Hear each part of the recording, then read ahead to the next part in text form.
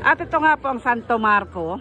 Siguro dahil gabi na nga kami nakarating, hindi ka siya katulad ng Castle ng Prague na maraming ilaw doon sa mismong simbahan o ano. So siguro mas maganda siya sa umaga. Para siyang small Vatican ba kumbaga. Or sa Belgium ito para tong Grand Plus na rin. At ayan na nga, gawa na lang siya natin ng reels later.